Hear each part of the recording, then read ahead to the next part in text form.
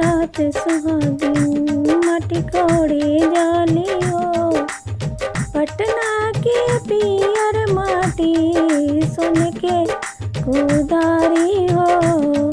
पटना के पियर माटी सोने के कुदारी हो। उहावे के साथ सुहागिन माटी कोड़ी ली हो। उहावे के साथ सुहागिन माटी कोड़ी जाली हो। माटी के कोड़ी भरली दो दौरिया हो।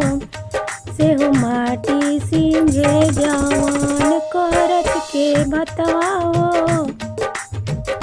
माटी कोड़ी भरली दौरिया हो।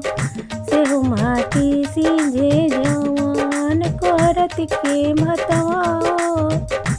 माटी के कोड़ाइया माँ का देबू नेगवा हो।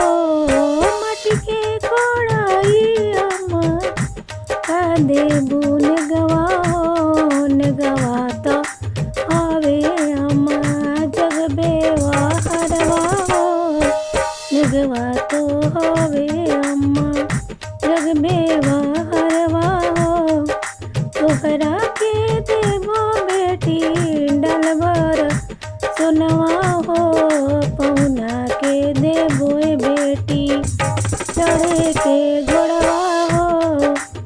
तोहरा के देबो बेटी डलबर सोनवा।